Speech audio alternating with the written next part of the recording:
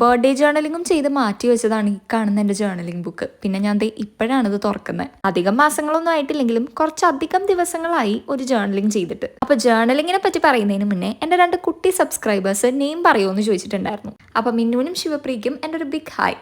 അപ്പം എന്നാ പിന്നെ ഈ ജേർണലിങ്ങിനെ പറ്റി സംസാരിക്കാം അല്ലേ. നിങ്ങളിപ്പോൾ സ്ക്രീനിൽ കാണുന്ന ഈ ഒരു വിൻറ്റേജ് പേപ്പർ ഇല്ലേ, ഞാൻ ഈ ഗ്ലൂ തേക്കുന്ന ഡിയർ ഏപ്രിൽ എന്നൊക്കെ പറഞ്ഞ് ഞാൻ ഹാൻഡ് റിട്ടൺ ആയിട്ട് എഴുതിയിട്ടുള്ള സൈഡില്ലേ, അതായിരുന്നു ശരിക്കും ഈ വിൻറ്റേജ് പേപ്പറിന്റെ യൂസ് ചെയ്യേണ്ട ആക്ച്വൽ സൈഡ്. പക്ഷെ ഞാൻ ഏപ്രിൽ ജേർണലിംഗ് ചെയ്യുന്ന സമയത്ത് ഹാൻഡ് റിട്ടൺ ആയിട്ട് എഴുതിയപ്പോൾ എനിക്കത് ഇഷ്ടപ്പെട്ടില്ല. അപ്പം ഞാനത് കളയാതെ സൂക്ഷിച്ചു വെച്ചിരുന്നു.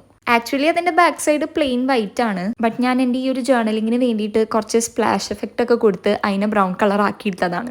ഇതിപ്പോൾ ഞാൻ പറയാൻ കാരണം എന്താണെന്ന് വെച്ച് കഴിഞ്ഞാൽ, ഇതുപോലെ വേസ്റ്റ് ആവുന്ന പേപ്പേഴ്സ് ഒന്നും എടുത്ത് കളയണ്ട. വിൻറ്റേജ് ജേർണലിംഗ് ഒക്കെ ചെയ്യുമ്പോൾ നമുക്കൊരു വിൻറ്റേജ് തീമാക്കി അതിനെ സെറ്റ് ചെയ്തെടുക്കാം. എന്താണെന്നറിയില്ല, ഞാൻ പിന്നെയും വിൻറ്റേജ് തീമിൽ തന്നെ സ്റ്റക്കായി നിൽക്കുകയാണ്. ഇപ്രാവശ്യം കുറച്ച് കളർഫുൾ ആയിട്ട് ജേർണലിംഗ് ചെയ്യണം എന്നൊക്കെ വിചാരിച്ചതാ. പക്ഷെ കറങ്ങി തിരിഞ്ഞ് അവസാനം വിൻറ്റേജിൽ തന്നെ എത്തി.